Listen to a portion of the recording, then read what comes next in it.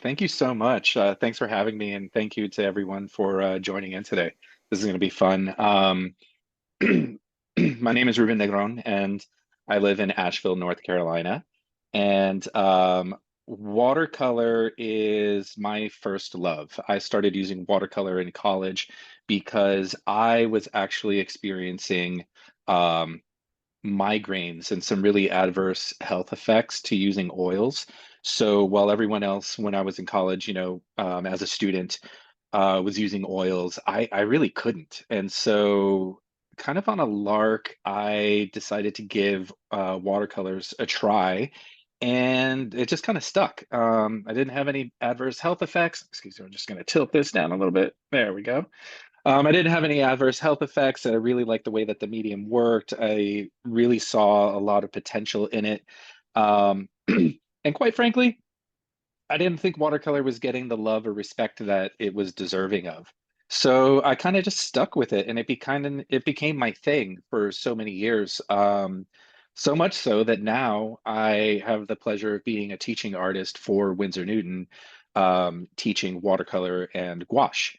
Occasionally, I teach oils because Winsor Newton does make an odorless solvent called Sansador, which actually doesn't give me a migraine. So that's a really nice discovery that I just found out about this year. So oils are coming back into the repertoire, but watercolors will always be my very first love.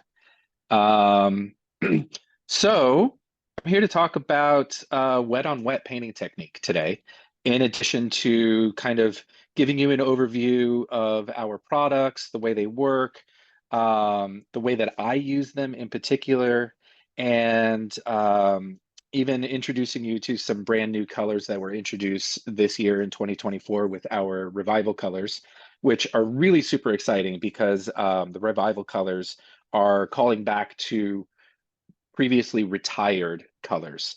So I'll get into that in a little bit. One thing that I want to be very clear about is that whenever I'm teaching, it doesn't matter if I'm in class or, doing a workshop or online, I love having dialogue with everyone that I'm working with. So if you have any questions at all, please go ahead and type them into the chat. I love to address them as they come up, rather than just holding everything until the end, because I feel like, um, you know, my relationship to watercolors is one where I've been doing this for 20 plus years.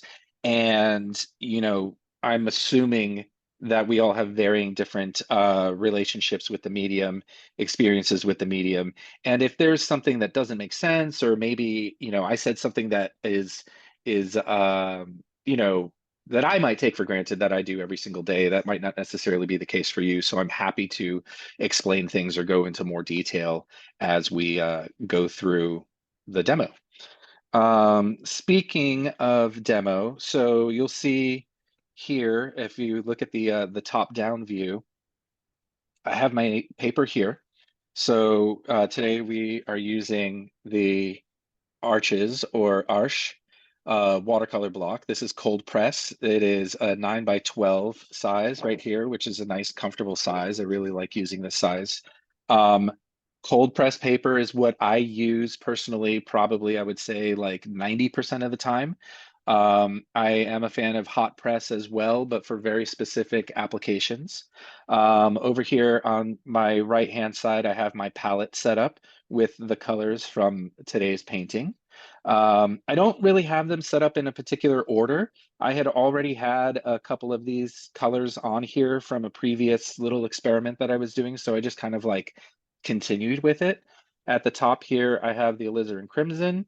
Then I have the Winsor blue green shade, the Tyrian purple, which is a revival color, the Aureolin yellow or Aureolin hue, which is another revival color, the Fields orange, a revival color, the permanent sap green, which is just a lovely soft green, and then burnt umber, which is burnt umber is kind of like my go-to color. I have burnt umber in every palette and every painting that I'm working on. There are a couple colors that I always use. I would say that even though it's not in today's palette, my three like go-to colors that I really can't live without are alizarin crimson, um, French ultramarine, and burnt umber. So yeah, very versatile colors. Love them. Love all three of those. Then I have all, oh, and then over on the left-hand side, I have the three brushes that were listed on the supply list. These are Winsor Newton's synthetic sable line of professional watercolor brushes. I really love these brushes. I started using them about a year ago, and they really have quickly replaced all of the other brushes that I would normally use. I personally love synthetic brushes because they do the exact same thing as real sable hair brushes. They might hold water a little differently, but they work really well for the way that I paint. And there's obviously the cost savings um, uh, factor, but also I feel like the way that they hold water, the way that they hold onto paint really does well with the way that I work. I am someone that uses a plethora of different techniques, whether it be wet on wet that I'm going to be demonstrating today or dry brush, a mixture of the two. I'm someone that changes my technique in order to accomplish the textures that I want in a piece. Um, and I just feel like these are so versatile because they are able to do everything and really hold up to the abuse that I exact on them. So I've got three here. I've got the number 6 round, which you should have in your kit. Then I have the one stroke, which is the flats that are in this line. This is a 1/2 inch. And then I have the one stroke 1 inch. These are the three brushes that I use more than any other brush. They, with the way that I paint, I like to start loose and then work my way to specific. And these three brushes really represent being able to do that, starting loose with large washes, then smaller modeling washes into specific details right here. And you'll see how I use that today. And then over here in the top left, we've got our humble mango. This obviously is not the same mango that I had painted originally. This one I just picked up last week. And I might be painting from this. I might be painting from memory or from the photo reference that I have of the mango that you have on the artwork card that was shipped with you or shipped along with everything else. Um, but yeah, this is just, this is nice to have so that we can kind of talk about the way that the colors blend into each other, which is what we're going to be focusing on today. And then on my paper here, you'll see that I've already sketched out the mango. If you're going to be painting along with me, I totally encourage you to do that. Just get started on sketching out your mango right now if you haven't already done so. I have multiple light sources in my studio, so that's why you're going to see multiple shadows, rings of shadow underneath here. And right up here, you might notice that there's like a little bit of discoloration on this spot here. I have added a colorless masking fluid that I'm going to be talking about today. I know it was not included in the supply list, and it is 100% not necessary. However, I have found that in my experience of doing these classes, there tend to be a lot of questions about watercolor mediums. And there are several different watercolor mediums that Winsor Newton makes, including 3 different masking fluids. So I like to just take a moment to talk about how to use those and what the differences are, just in case anyone has any questions about them, because I know I certainly did, and I didn't know what the difference was until I actually started using them. So, I'm going to throw that out there as well. I have a couple other mediums that I'm going to discuss that are not necessary, but are just nice to know about during the course of our demo today. So just one note about the medium before I get started, and this is kind of important to mention. Um, if you are interested in using a masking fluid, 3 things you really need to be aware of. The first is you have to apply it onto dry paper. You cannot or you should not apply it to wet paper. If you apply a masking fluid to wet paper, the masking fluid, two of them are are made with latex. And the latex, when it interacts with the wet cotton fibers of the paper, will fuse with those fibers. And when you go to try and lift it off later on, once you're done painting, it will rip your paper. It will pull up the fibers of the paper and you'll end up with a rip on that spot where it was applied. So you always want to apply it to dry paper to avoid that. The second thing that's important to remember is you want to wait until the masking fluid is completely dry before you start painting on it, which is actually why I went ahead and started drawing this out first and then applying the masking fluid before we even started, because I wanted to give this a moment to dry so that I can, discuss how it needs to be dry before I start painting. And we are just about there. It's a little tacky, but it is mostly dry, so probably by the time I get to it, it should be fine. Um, the third thing to remember about masking fluid is that because this is latex, it will adhere to the bristles of your brush. So you have two options. The first option is to clean your brush immediately after you are done applying it to the areas that you want to mask out. If you let it dry, if you let it start to dry, and it does dry rather rapidly, it will fuse to the bristles of your brush and it will damage your brush. So to avoid that altogether, I actually have these scrap brushes that I just have lying around. These are old brushes. I do have this here, which is actually a tool that is designed specifically for applying masking fluid.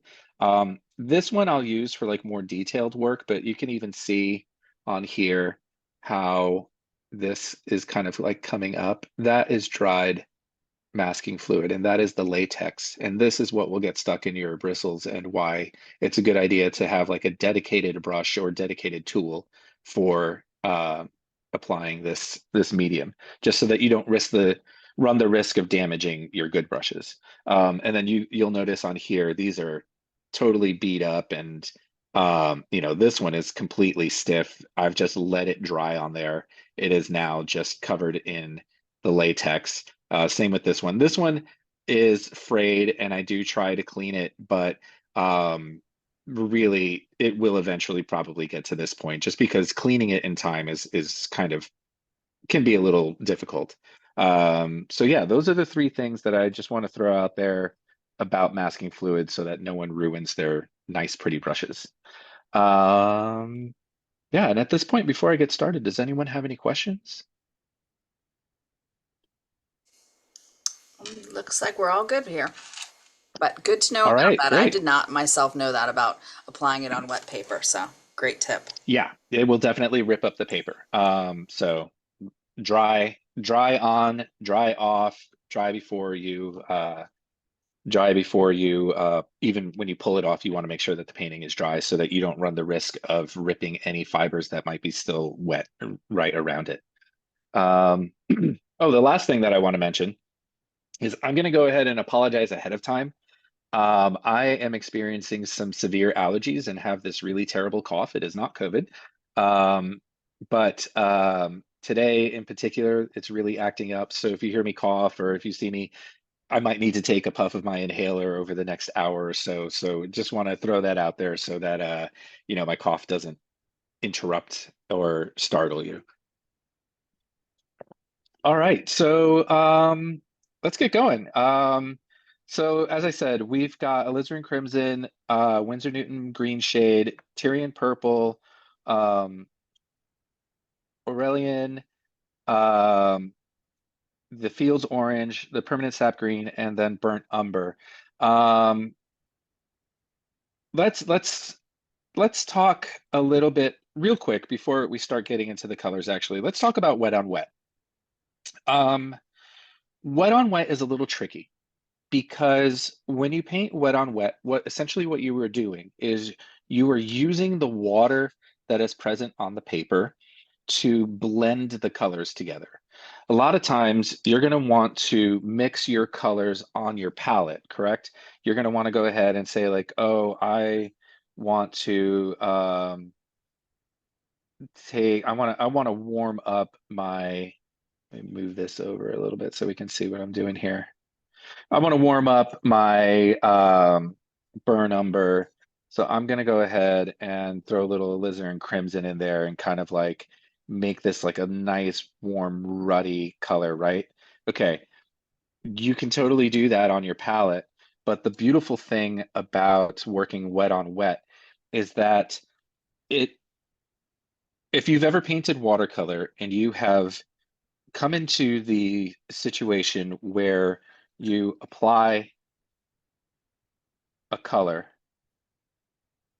and then you want to come and apply another color next to it, and then you end up with like a banding or a striation. That is because the color is drying ahead of time.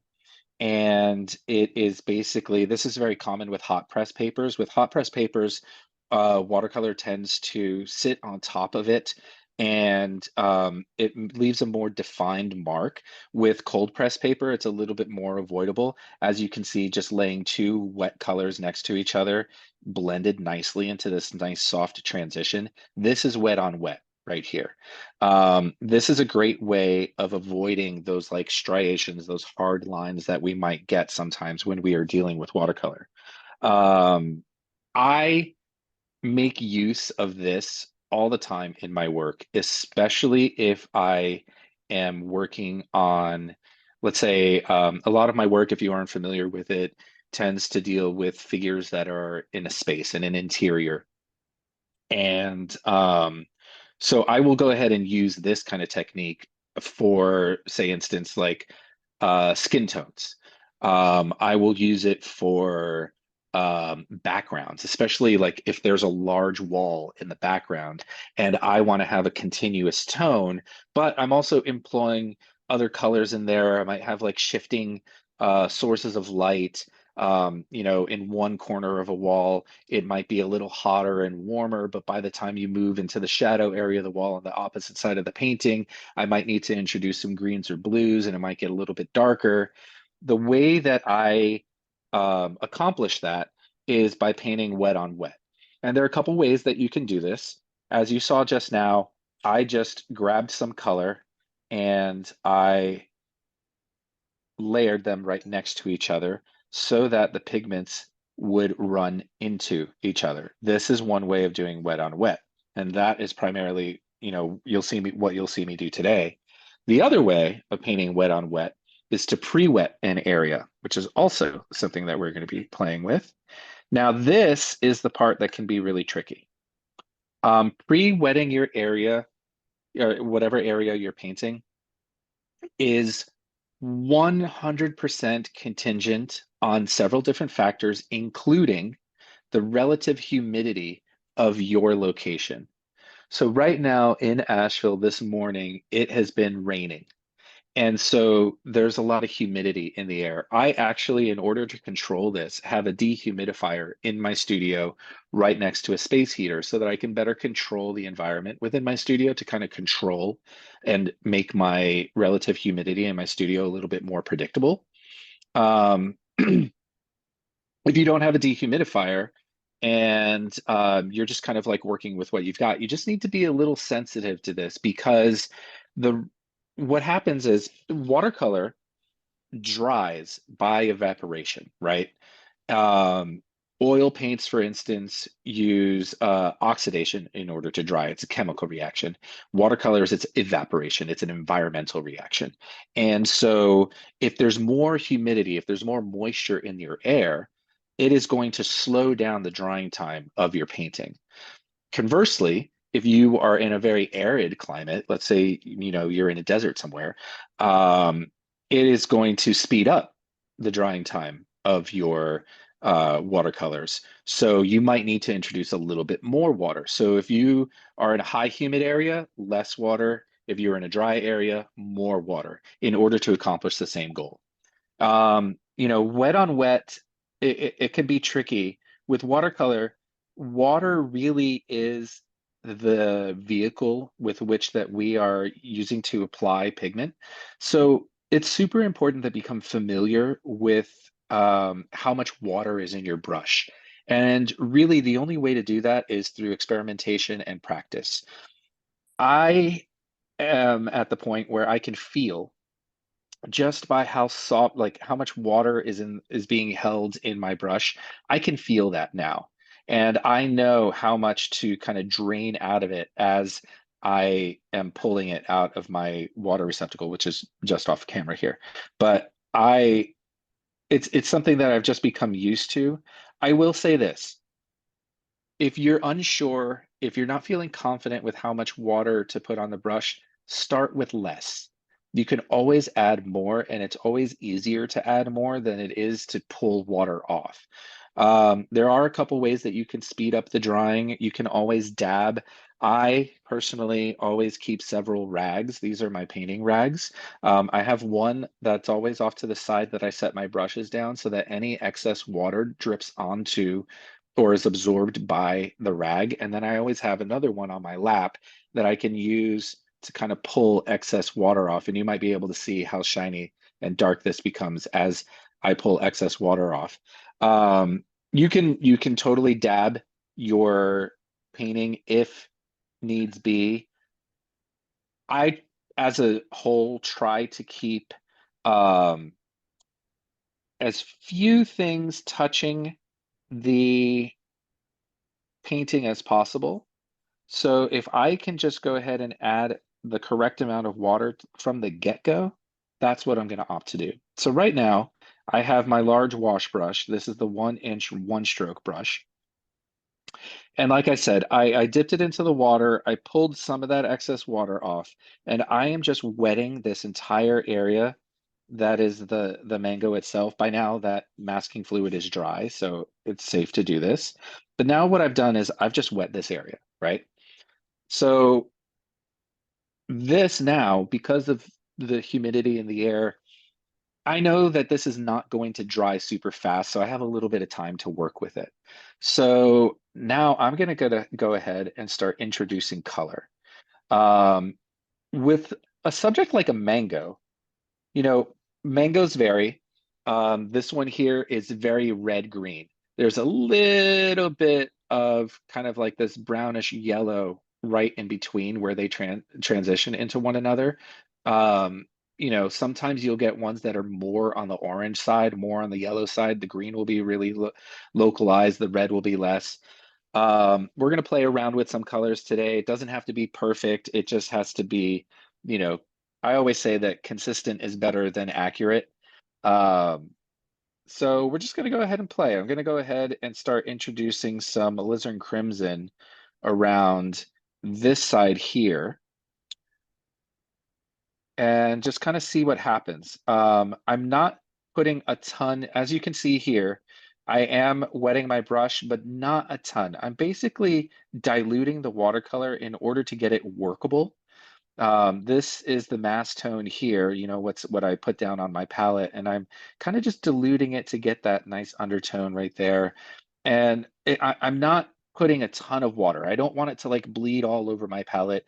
I just want it to be a nice workable texture so that when I come in here, I can go ahead and start laying it down and it will just kind of lay down nicely. Now, you might notice that it isn't bleeding. It isn't bleeding like crazy. There's a little bit of bleed on this side here. So that tells me two things. That tells me one, it's actually the humidity in my studio is actually decreasing, which means that the sun is probably outside, and things are drying up. If anyone's ever been to Asheville, you know that the weather that you have in the morning is very different from the weather you have in the afternoon. So in order to avoid any striation, I just rinsed off my brush in the water, got rid of excess water.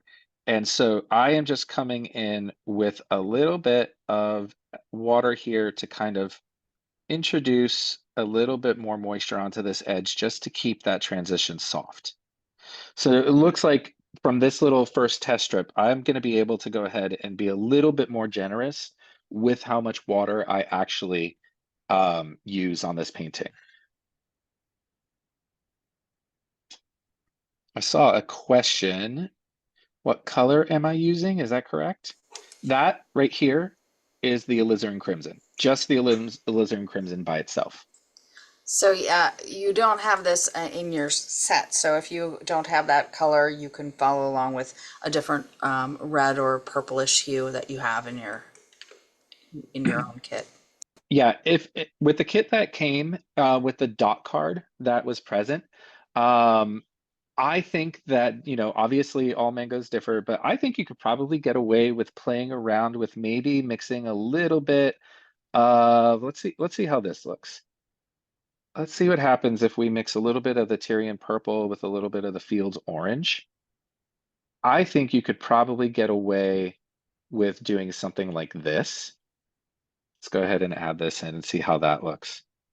Now, it isn't, alizarin crimson has kind of like a blue undertone to it.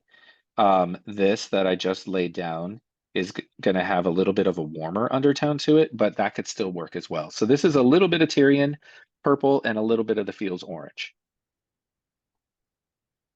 So and once again, I'm just going to go ahead and soften that up.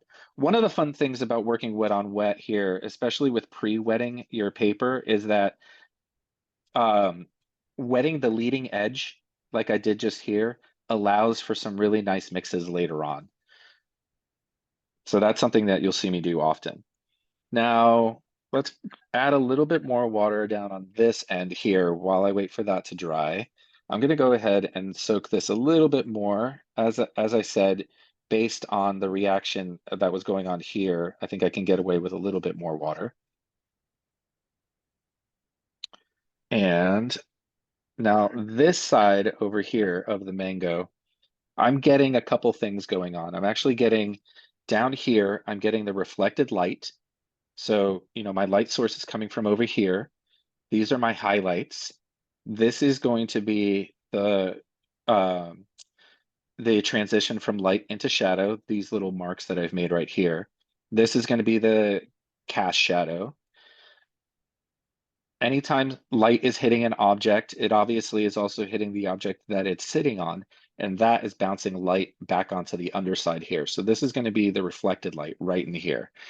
Based on the way this is looking, I'm just going to go ahead and throw in some burnt umber here for my reflected light, just for funsies. Let's see what happens.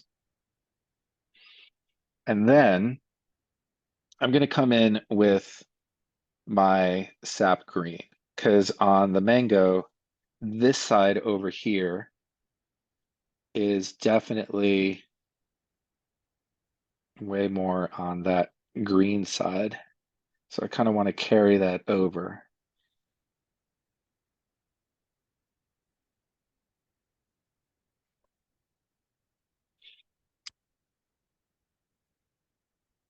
Now,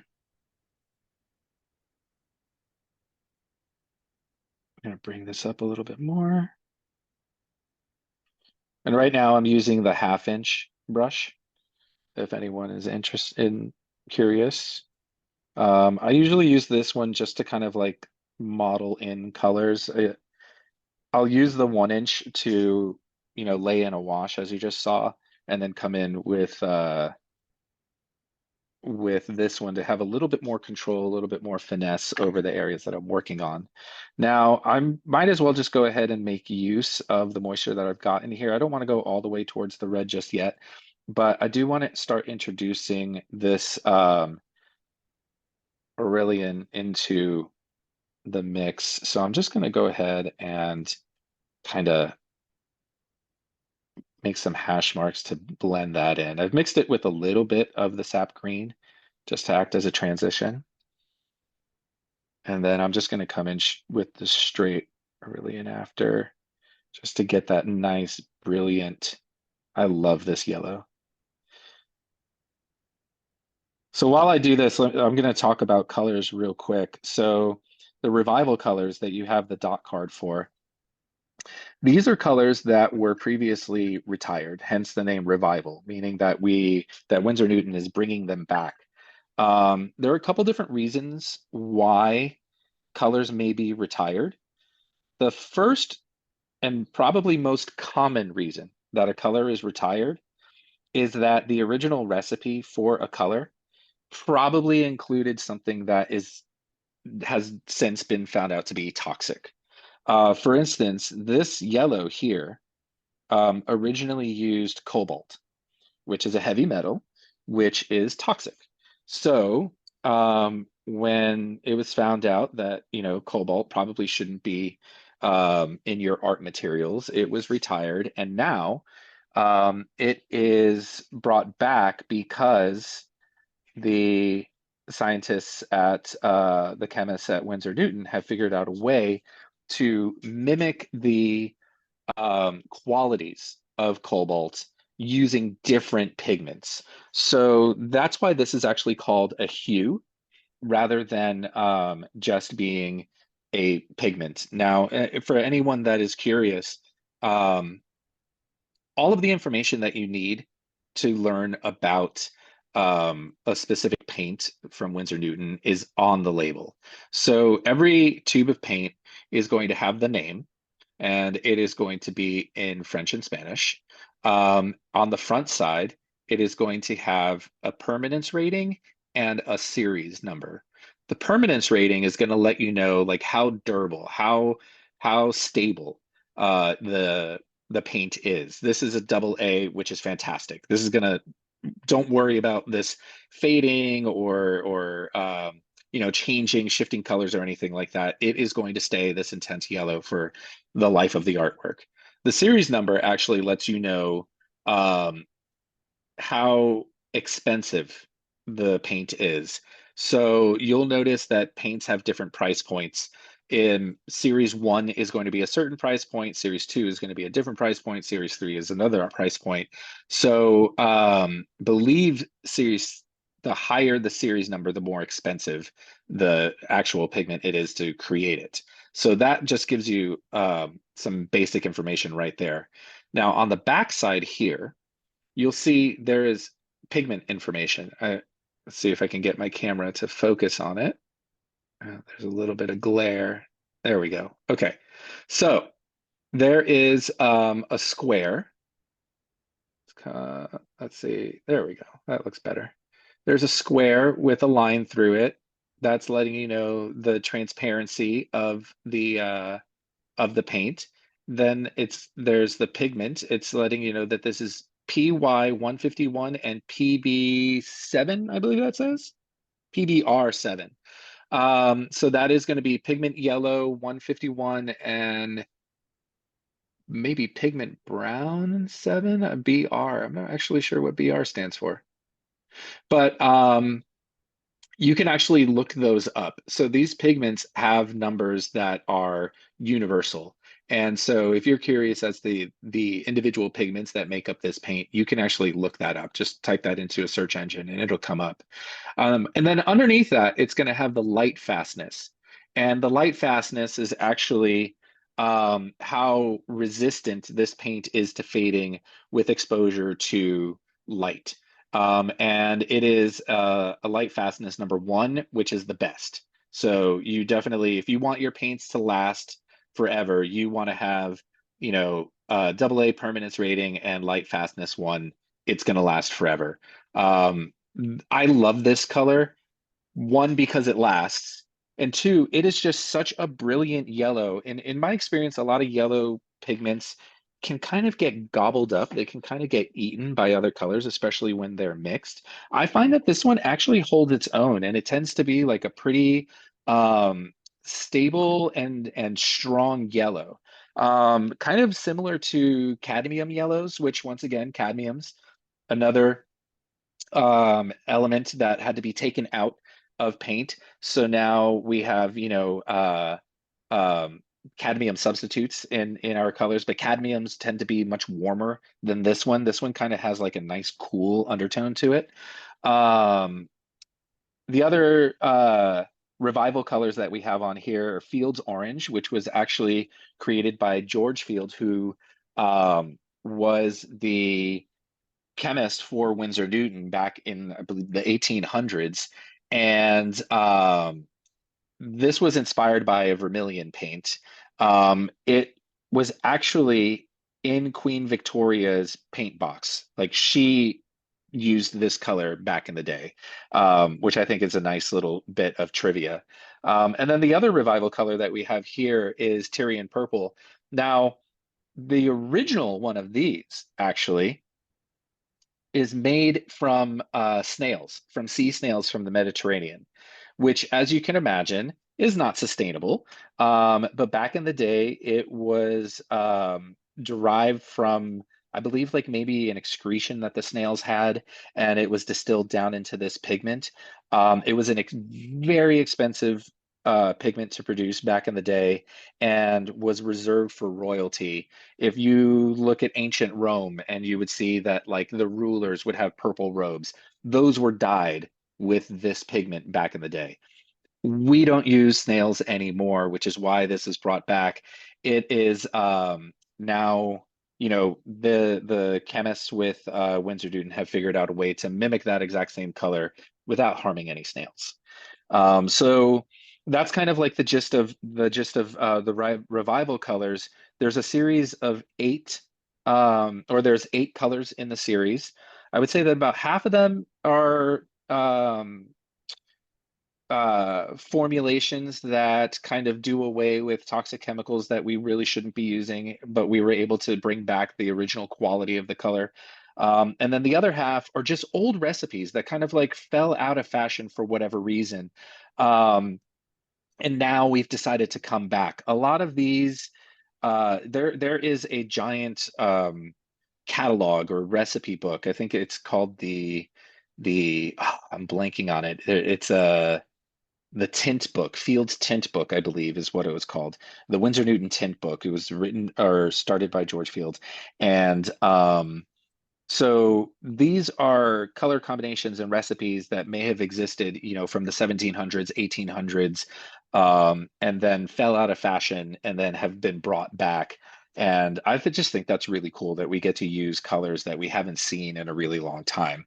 And it's been a joy to use them. I actually, if anyone is interested, whenever I get new colors, I like to just go ahead and lay them out on a sheet of paper, and I encourage everyone else to do this just to understand the quality of the colors that we're looking at. So these are the three that we're using today. Super intense colors, really wonderful. I love how intense the Fields orange is. We're going to get into that in just a little bit. This Viridian hue is beautiful. Has such a beautiful like blue green undertone to it that sits somewhere between um uh like just adjacent to teal, a little bit more intense than that. And then we've got cinnabar green, which I mean, this is just like such a classic green. Like comparing this to the sap green, you can see how much more yellow is in the sap green than this cinnabar. This really is like green green. Like when I think of green, I think of this. And then down here, we have three other pigments that we, aren't using today. We didn't really need them, but we have Oswalt gray, the mineral gray, and ultramarine ash. This Oswalt gray is really super interesting to me. It is so opaque. It's so dense. It's almost like a gouache. Um, it is named after, this is it Alphonse Oswalt? Is that his name? Um, he was a German chemist and scientist who's really famous for making a really special color wheel that is a really interesting way of showing chroma, shades, and tints for the color wheel as it was understood back in the day when he was around. Look him up. But yeah, this gray is really interesting. It's a really awesome neutral tone. I actually mixed some of these colors together. And so this is the Oswalt gray with the Tyrian. And I just love how this Oswalt gray can take this super intense purple and knock it down to kind of like this really nice, subtle, neutral purple tone. Um, so this is just a sheet where I play around with mixing colors. I fully endorse and support everyone having, whenever you're painting anything, if you don't want to go ahead and use a side of your painting in order to test as a test strip, to just get a separate sheet of paper. Um, Make it the same paper that you're painting on so that it has a similar reaction to whatever you're putting on it. But get a separate sheet of paper and just play around, because the way that paint works or looks and reacts on a plastic palette or a porcelain palette is going to be very different from the way that it reacts and looks on whatever painting surface you're using, whether it be a cold press or a hot press or a rough watercolor paper. So I'm a huge fan of having, a test strip off to the side, even if it's an entire sheet like this, just to play around with and to test out your colors um, before you commit them to your piece. All right, so let's get back into this. Now that this has had a second to dry, one other tool that I use all the time when I'm painting wet on wet is a water bottle, a spray bottle. Um, if I find that an area is starting to dry and I want to re-wet it without introducing the potential for lifting brush strokes, I will go ahead and use a spray bottle. The beautiful part about the spray bottle is that um, you are not introducing something that could potentially lift a color that you are already putting down.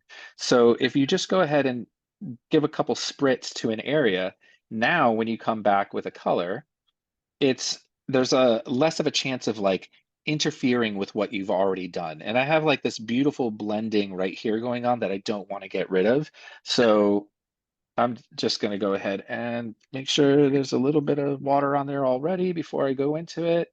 And since we were just talking about it, let's just go ahead and use this Fields Orange, which I love so much. Now I am going to come in and use the larger wash brush for this just for fun. Um, you know, these studies, and really any time that I paint anything, it is a opportunity to experiment and to play. Um, like I was talking about with environmental considerations, such as the moisture in the air. If you're not sure, play. If you're not sure what your particular environmental factors are, play. Pull out your paints and start playing. Start paint in the morning, paint in the evening, paint during when it's raining, paint when it's sunny outside, and just play around and experiment and see what happens. I firmly believe that as artists, we are situated somewhere between scientists and athletes. And what I mean by that is that we are constantly experimenting. We are using um, properties or concepts of physics and chemistry in order to create this visual representation of something. We are taking a 3D object and creating a visual representation in a two-dimensional space. That's science. But we're also athletes in the way that we train, in the way that this here is our gym. Experimenting here is the way that we build up muscle memory. This is the way that we start to become better at our craft. And painting, any art making, really, when you think about it, is a very physical activity. When I am teaching my class at UNCA, I am constantly reminding my students to get up, to stretch, to walk around, to stretch their back, to take care and listen to their body. Because as artists, we are using our body to make whatever it is that we're working on. And we need to pay attention to it. We need to take care of it.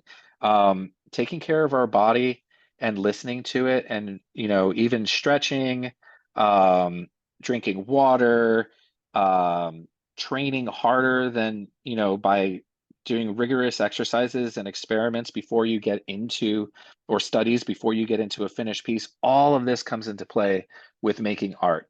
So I fully encourage everyone, even in the course of this little demo, if you need to get up and stretch, walk away, look at it with fresh eyes, go for it.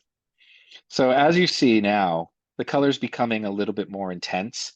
I pre-wet that paper with the spray bottle. Now I'm coming in with a little bit more pigment. I'm starting to blend it together. You can see how now there's a really nice interplay between spots where the yellow is mixing in with the orange, which is mixing in with the red. This is the part where I really love to get lost in painting wet on wet because you can create, it almost becomes abstract. You know, we're painting from observation, we are painting realism, but at the same time, we're also using abstraction in order to create um, areas of color and texture that is appealing to us on a level that, it might not look exactly like how it does in real life, but that's okay. We can have fun with it. No one else is going to know that. No one's going to see the actual, by the time we show anyone these paintings, our mango is going to either be eaten or, depending on how many times we paint it, how long it's been in the studio, it might be rotten. So I encourage you to just go ahead and have fun. Now, once again, I'm coming in with a little bit more pigment here, a little bit denser application than I previously did on that first wash. And this is a little dry here, so you can start to see how this edge is holding a little bit more. When that happens, spray bottle. So I'm just going to come in and give a tiny little spritz to that area, and you'll see how it actually speckles because what's happening is every drop of water that's hitting it is actually pushing the pigment away. So it's creating this little speckle effect, which actually I really like, especially in this instance where we're dealing with the skin of a fruit, because it actually adds to that texture. That's something that is desirable in this instance. Um, I'm also going to just let it bleed a little bit. Like if we're looking at our actual mango here, on this side, we've got a really intense red. On this side, we've got an intense yellow green. Somewhere in between, it transitions. And depending on which side you're looking at, the speed at which it transitions changes. But you could see how, like in areas right here, it bleeds a little bit more. There might be some veins, there might be some lines that kind of like are spreading out. That's kind of what I want to accomplish right in here by letting the water do their work for me. So if I want to go ahead now and be a little bit more specific, be a little bit more in control of the way that this is blending together, what I will do is I will just go ahead and mix a little bit of those two colors to come up with a nice transitionary middle color, test it out on my scrap piece of paper before putting it on to make sure that I'm okay with it. And I'll just come in and I will start dabbing.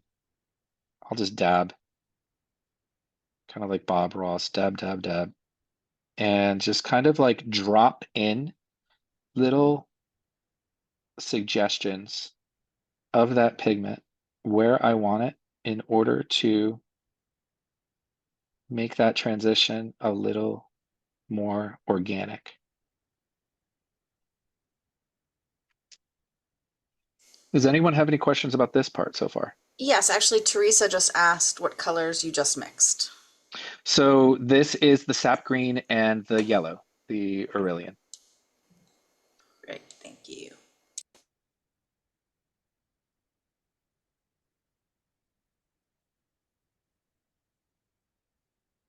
Yeah, and that is starting to kind of look fun to me. That looks I kind of like the way that that's coming together.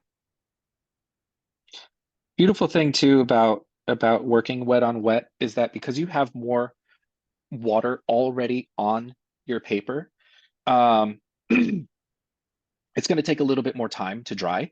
So it gives you more time to work the surface. Now, before I did say that, depending on your particular climate in your region, wherever you are, drying times vary, right?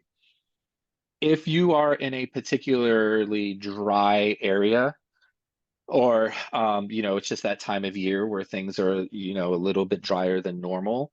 There are a couple things that you can do. You can actually there are two mediums to get back into the mediums question while I let this dry a little bit.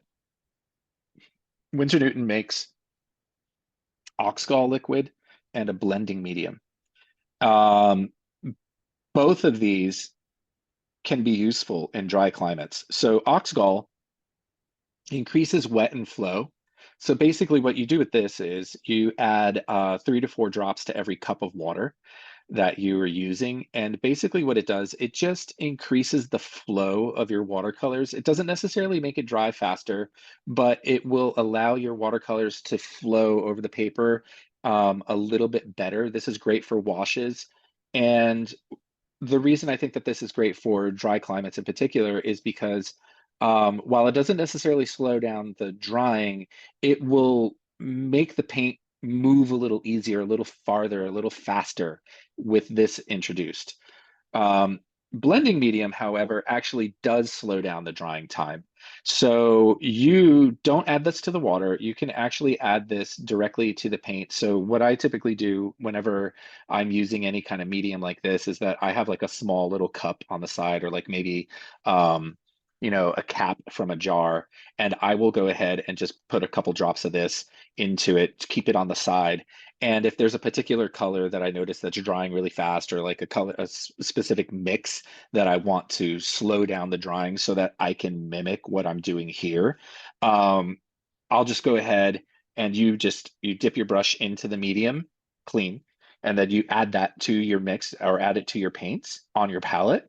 And then when you put it on your paper, it just slows down your drying time a little bit in order to make it more workable so that you can do kind of the same thing that we're doing here. So those are two things that might be of interest if anyone is, in a warmer climate. We do have a And question here. yeah, Would one of absolutely. these help when painting plein air with watercolors? Yeah, absolutely. So for plein air, I would totally try actually both of these. Yeah, I would say, yeah, I think that for for blending medium, especially if you're doing plein air. Like, let's say that you're working on hot press paper, you've got a block like this, you're doing plein air, and you're outside, it's drying quickly.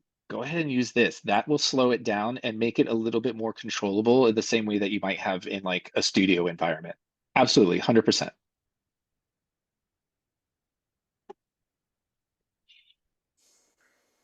All right, now I'm going to go ahead and start playing around with the shadows here. Now, we have this really beautiful um, Winsor blue green shade that I am going to want to introduce down here on the bottom for the shadows. Now, by itself, this is a really intense blue, as you can see right here. So I'm going to want to go ahead and mix this with the colors that I'm already using down here just to give it a softer transition. So for instance, I'm going to just go ahead and mix a little bit of the sap green with the Winsor blue hue to kind of like darken it and make a cooler, darker shade. And right down in here where we're kind of like starting to see a transition into shadow, I'm just going to go ahead and start dabbing that in. If you find an area that's bleeding in a way that you don't want it to, can you show how you might fix something or? Yeah, absolutely.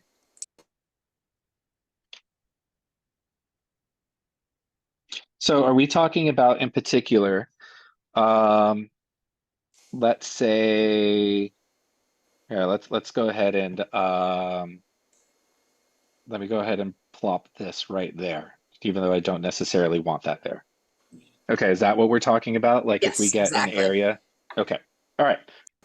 Yeah, there's a couple ways that we can do this. So I will say this. Watercolor is the art of improv. Water is, Lots of artists, I hear this all the time, are intimidated by watercolor because it's not really fixable in the same way that like acrylic or oil are. You know, in acrylic or oil, you can either scrape it off or you can wait for it to dry and paint over it. You can't really do that with watercolor. So I will say that there's a certain amount of improvisation that comes around with watercolor. I kind of akin watercolor painting to bullfighting, where you can kind of guide the bull, but ultimately it's going to do what it wants to do. Same with watercolor. So, in an instance where there's a little bit like this, there are a couple things you can do. You might not be able to fix it completely, but one of the things that I would try doing first is I would clean my brush completely, make sure there's no pigment on it, and then I would dry my brush. And so, like, this works particularly with wet on wet. I would dry my brush and then I would try and pick up some of the areas. Now, let's say like I might not be able to get rid of this completely, but I could feather it out so that it looks a little bit more natural, so that it looks intentional. The other thing I could do is I could use a paper towel, especially like if you rip it and you get like a frayed edge, you can come in and you can lift some of the color up that way. Can everyone see that? Yeah. How it started to lift that up. Now there is the danger because we're using wet on wet that when you do that with the paper towel, it is going to lift the color that was underneath as seen right here, which just means that now there's a spot that you have to go and paint over and fix later on, which is why I personally just try to like roll with the punches. I try to incorporate it so that it looks intentional, even though it totally wasn't.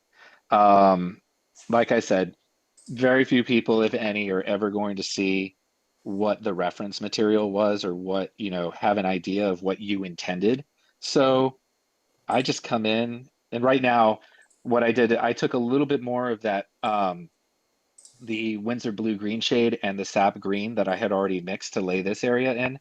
And I'm just dropping in a little bit more of that pigment here in order to kind of like essentially dress it up, to mask it, to cover it up, if that makes sense. Um, and the good thing is that because we are painting wet on wet, you know, this, it might not look it right now, but this, you can see like if I were to hold this at an angle, you'd really be able to tell how warped the paper is. um, it's still very wet. It's still holding on to a lot of moisture.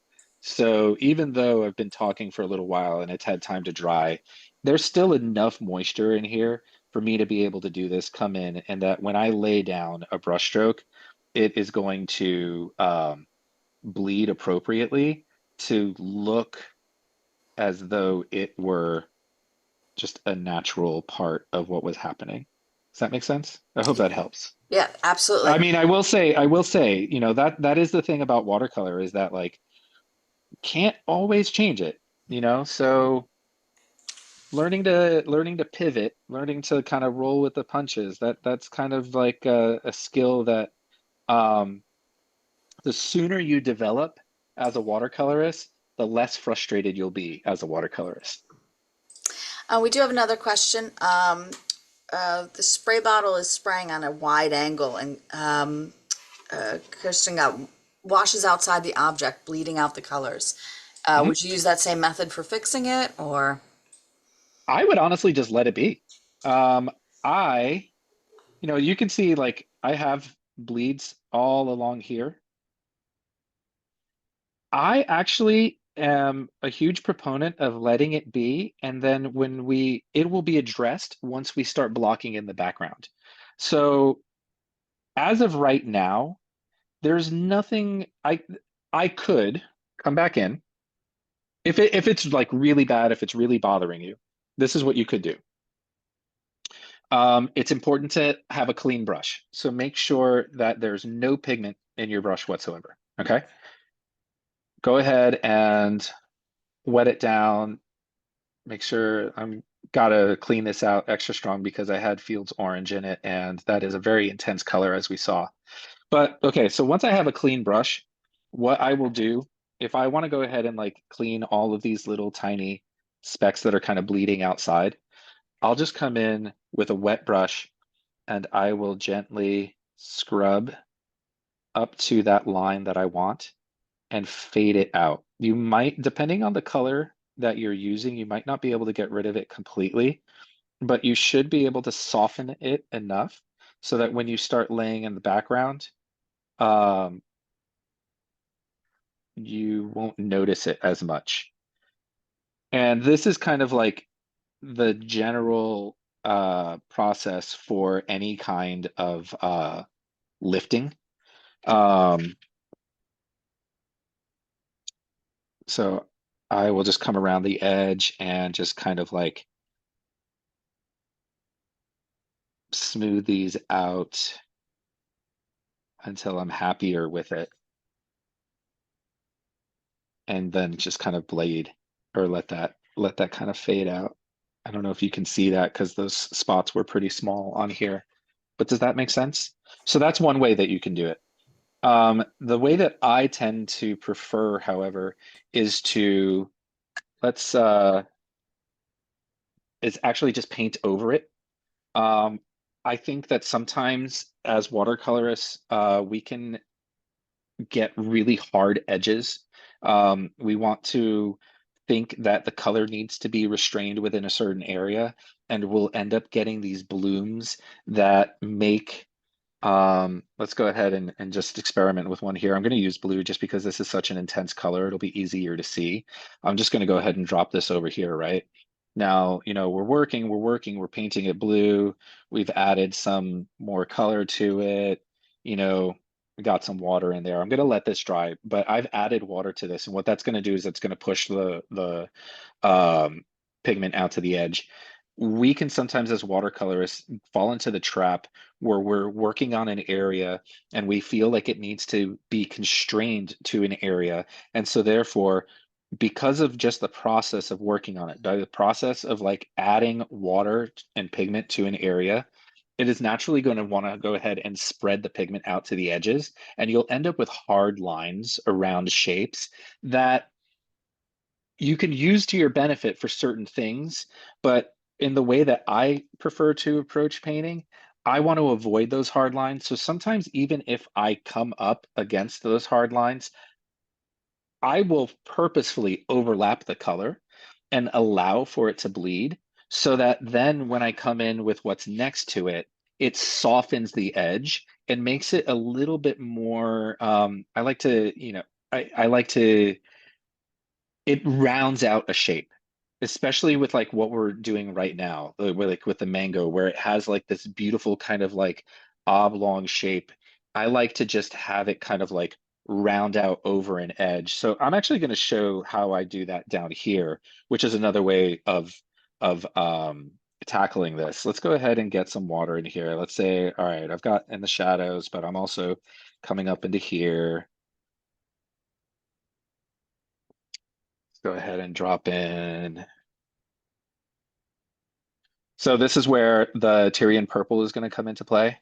I included this in today's palette because I really enjoyed the way that the reds from the mango were kind of reflecting on, or the were influencing the color of the shadow. So we're just going to go ahead and do this a little in here. Also, we've got all sorts of complementary colors in here with adding in that purple now.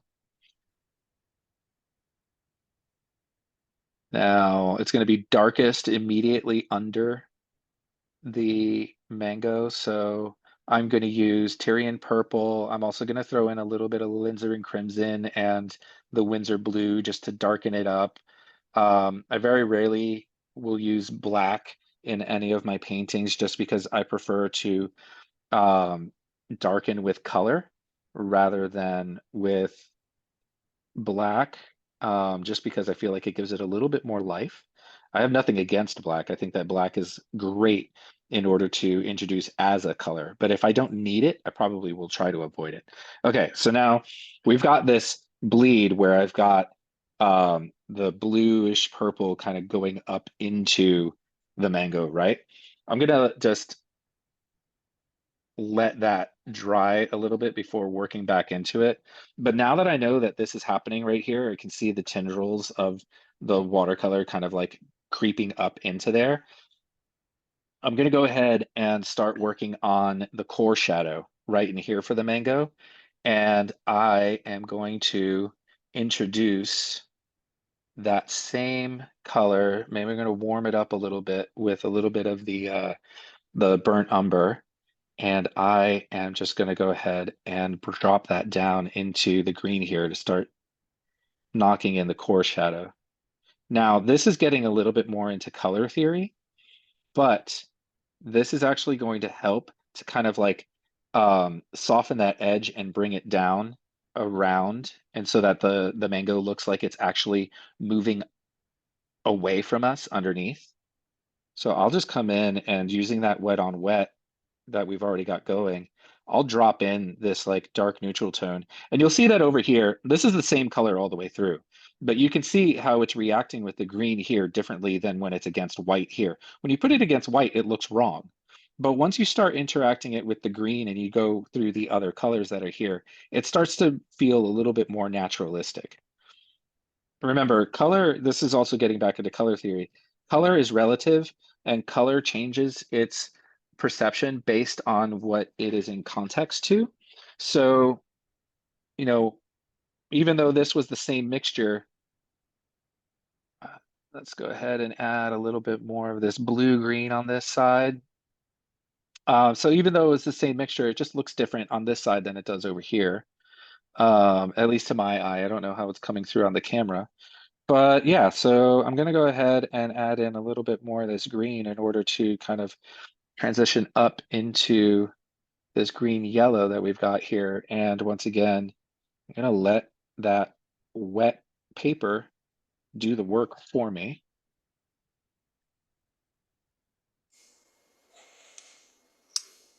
We're making great time, just to give you that time check.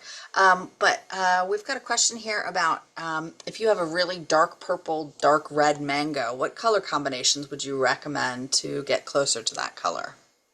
The dark purple, dark red mango. Well, with this particular palette that we're using today, you do have alizarin crimson, the Tyrian, and the Winsor the Windsor blue green shade. I think that that's a perfect combination right there. So this right here is kind of getting into that like purplyness of it. I will say that alizarin crimson already has like kind of like a bluish tint to it. So that's already pretty close. I would maybe, without pushing it too much into the purple, maybe introduce some Tyrian, because Tyrion already has the qualities of red, so it's not going to be as much of a dramatic shift as if I add the blue. But yeah, I think that even just doing like a alizarin and the Tyrion, I don't know, how does that look? Is that pretty close there? It's looking pretty beautiful. That's probably what I would use. And then, since we are doing a lot, a lot with the wet on wet, and you're experiencing paper curling, do you have any recommendations? I know you're working with a block and you can tape down paper, but are there any other tips you can share? So, yeah, I either, whenever I am working on, I mean, really any painting, I either am working on a block like this, which blocks have an adhesive, this glue along the edge that kind of keeps the paper down. Um, that's one. It's obviously this is still buckling. You can see it here. There's not really a way that you can get rid of that. That's just a natural reaction of the cotton fibers in the paper expanding as you introduce moisture to them. Um, so you can stretch paper ahead of time, which requires taping your paper down onto a rigid board or some kind of substrate.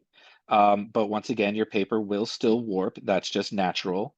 The other thing that you can do is, which will actually get rid of the warping, but is much more complicated, is to mount your paper onto panel ahead of time.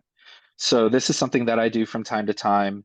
Um, but I will take paper and mount it onto using a um, acid-free archival adhesive. I will mount it onto a gessoed panel. And when you do that, that actually will prevent warping. But as far as I've done it, as far as my experience goes, pre-mounting your paper onto panel is really the only surefire way of avoiding the warping issue. It's just that's just a natural thing that is bound to happen, no matter how well you stretch your paper, or if you're using a pre um, stretched paper like like a block is. So yeah, hope that answers your question. As far as like right now, if I wanted to, I have warping going on here. If I wanted to get rid of that, if I wanted to like just make it flat as quickly as possible, because maybe potentially, um, maybe potentially the warping is affecting my washes and the way that the water and the pigment pools in a certain area, that's when I would use a hair dryer. I would use a hair dryer to speed it up in between washes, in order to bring the paper back to flat, and in order to get it to, um, you know, basically back to neutral, so that I can start um, incorporating washes on top of it in order to, let's put a little brown in here. Start incorporating washes or layering washes in order to get, the effects that I'm desiring at that moment. I hope that answers your question. That's great. Thank you.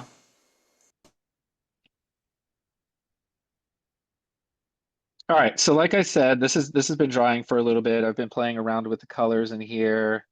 Um, it's kind of, once again, we're dealing with an organic thing that changes colors and has all of these different textures to it, so I'm not too precious about this.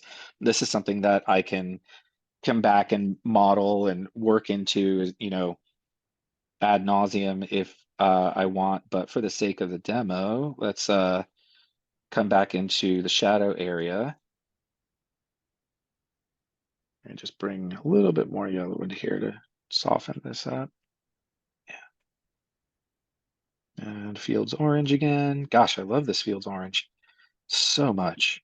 Such an intense, beautiful orange.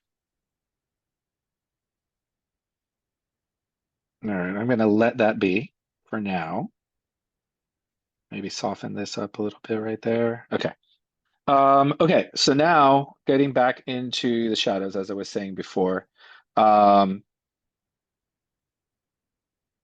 I am now working into that core shadow.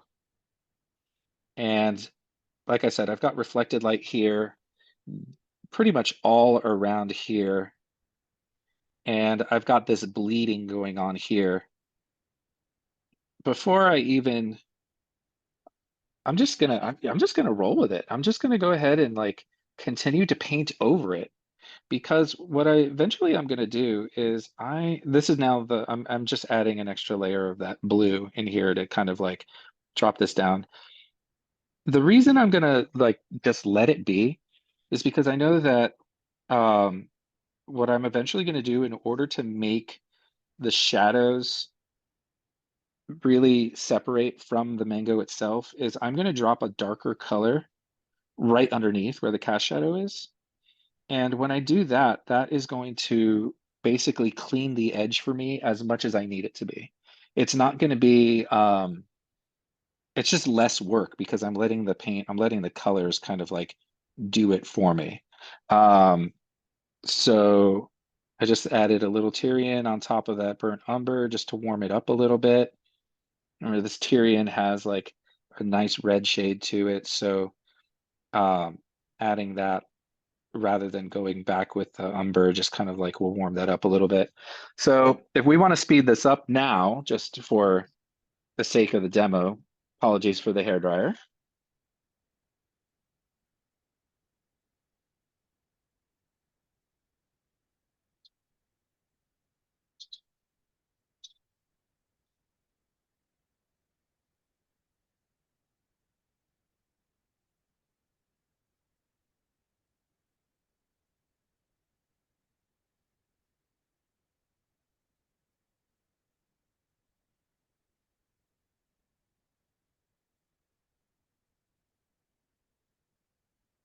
Okay, now I'm not going to go all the way dry. That should be enough, but I am going to mix my dark again.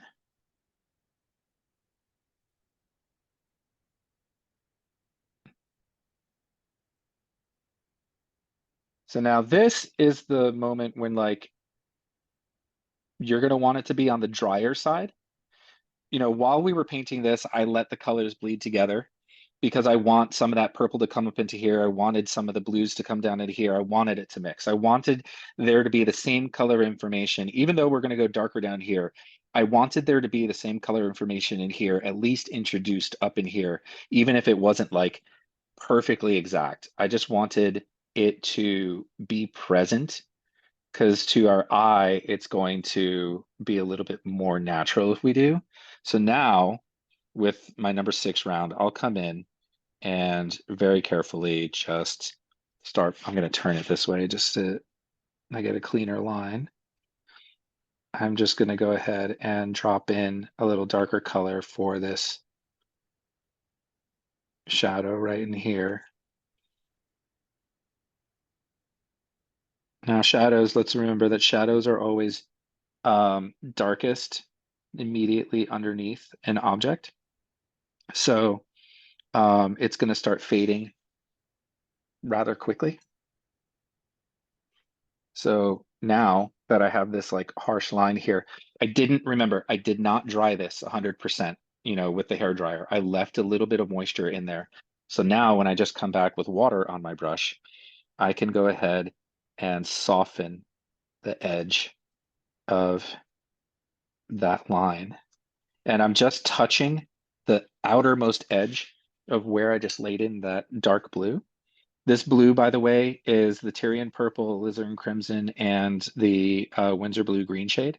I'm just kind of like touching the outer edge there, and the water that is present in my brush is playing with the water. It's interacting with the water that's still being held in the paper.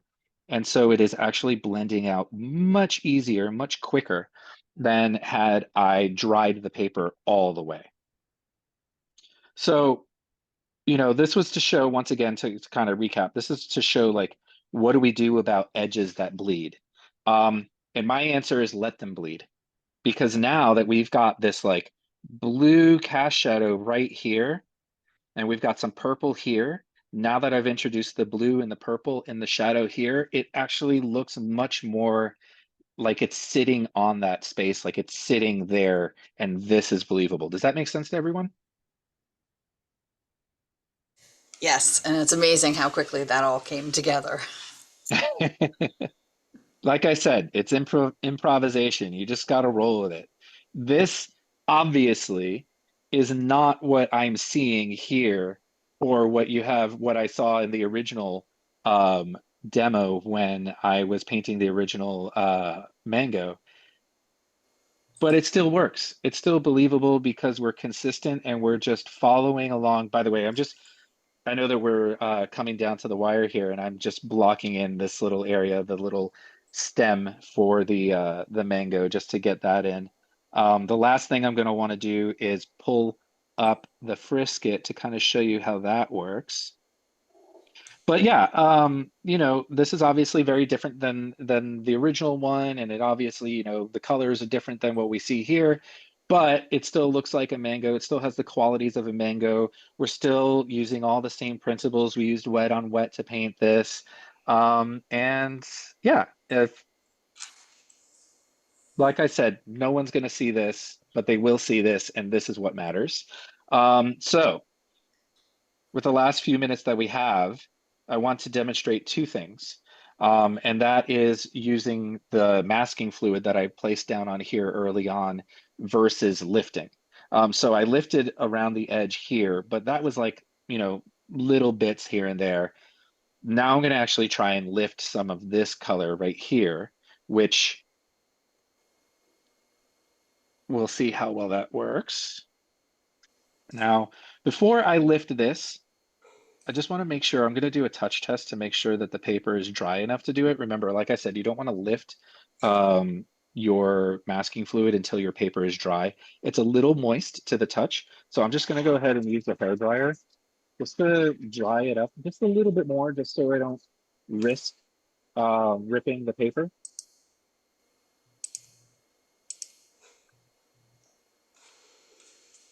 And just a reminder for everyone before we go, we'd like to see all of your work. So I'll keep you posted for that. Oh, wow, look at that.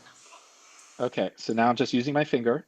This is latex. This masking fluid is latex. This in particular is the colorless um, masking fluid. Winsor Newton makes three different masking fluids, and they are intended for three different things. So this one is colorless masking fluid. Um, this is intended for use. It is a latex based liquid that, like I said, will stick to your bristles. So you want to use a brush that is disposable. This is intended for soft sized papers such as cold press or rough. This one here is the same thing, but it has a yellow tint to it that makes it easier to see. The yellow tint is better on hard-sized papers. I have had experiences where, because it has a yellow tint, um, if I leave, if I'm working on an area and I leave the masking fluid on the paper for too long, it will actually leave like the slightest little yellow stain.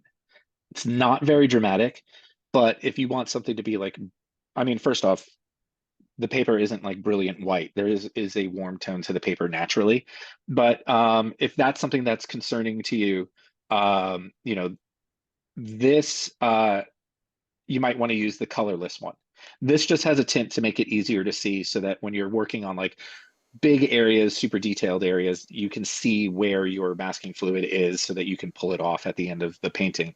The other one that Winsor Newton makes is a permanent masking fluid. Now, this one is not latex, this is wax. And when you use this, it stays. You basically put this down and it is a wax resist. So you can use it to preserve the whites of your paper. You can also, interestingly enough, you cannot mix these with pigment, nor would you want to, because that would stain your paper. This, however, you can mix with pigment and actually use as a wax medium, in the same way that you might with acrylic or oils, especially like using encaustic. It's not going to get as thick, but you will be able to, like, let's say you have some fine details, you're working on a design piece, and let's say, I don't know, you are painting a tree, a pine tree, and you want some needles that are going to remain um, sharp green details. You could potentially mix this with a little bit of this sap green or the Viridian and paint that, and it will stay. Anything that you lay on top of it will resist because of the wax, and it will stay. So you could use this to either preserve the whites or to preserve the color of a particular piece, or within a particular piece. Okay, so now I removed the masking fluid that I laid down at the very beginning before we even started in order to show how that works and to bring out the bright highlight. The other way that you can do this is by lifting, which I demonstrated on the outside here. And, like I said, multiple light sources. I'm going to want to come, and this is a clean brush, um, just water. And I'm going to just scrub back and forth. I was using my six, but the six might be a little on the softer side. So I'm going to use the 1/2 inch one stroke, and I'm just going to kind of come in and pull up. I'm just going to scrub in and pull up an area as much as possible.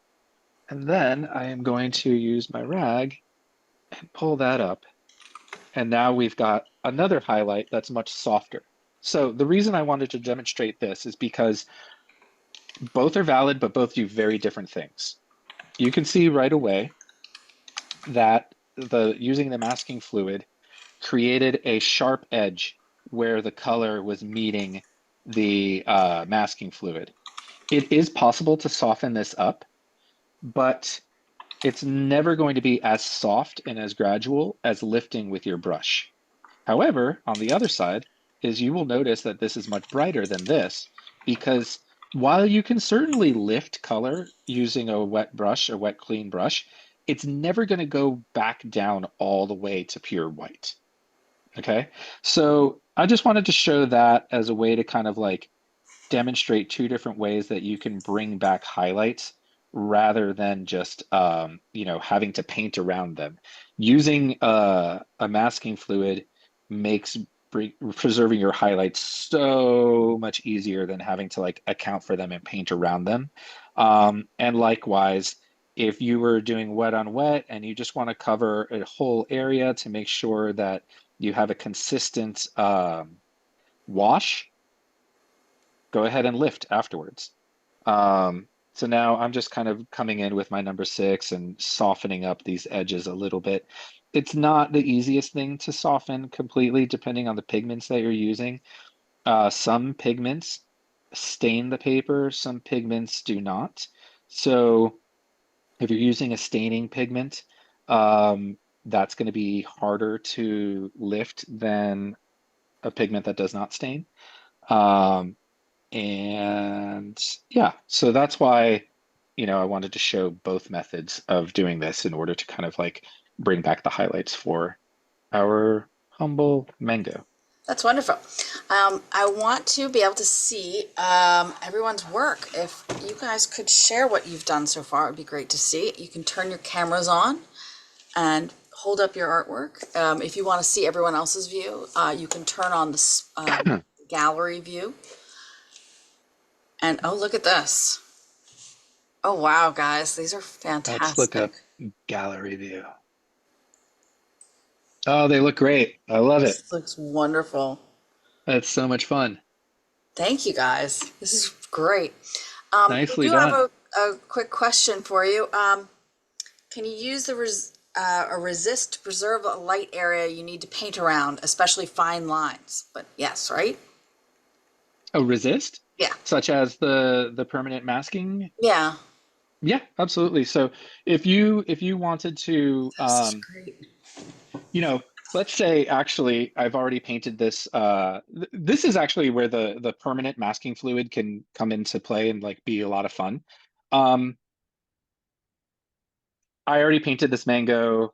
Let's say I don't know. I want to preserve these highlights, but I want to do another round of color on it because I'm not happy with it.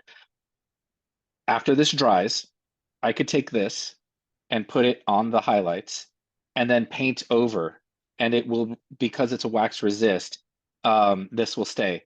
Also, let's say like I want to, I don't know, invent a star speckled mango. I could take this, and I've already painted this, right? I could take this and like spritz it, like use a brush to like fleck it on, so you end up with a lot of little dots. And then you could paint over it. You could paint different colors on top. You can add more purples. You can add darker greens. But any place where this was applied, it will preserve the color that's underneath. It doesn't mask it. It doesn't cover it up. It will be a resist to that. Otherwise, the other option is to use one of these two latex um, masking fluids that I mentioned in the beginning. And if you want to have a certain area that's going to stay the white of the paper, just lay it down first, do your painting, and then lift off when you're done. Or, the other thing you could do is you could lift off and then paint that area because it still is the paper. It's just preserving the paper from any pigment attaching to it. So you could potentially just, paint over it again and, do that over and over and over again, so long as you let it dry in between each application. I hope that makes sense and it answers the question. It does. Well, Great. thank you so much, Ruben, and thank you everyone for joining us. And Yeah, thank hope to you. It see was you all great to see again. everyone's work.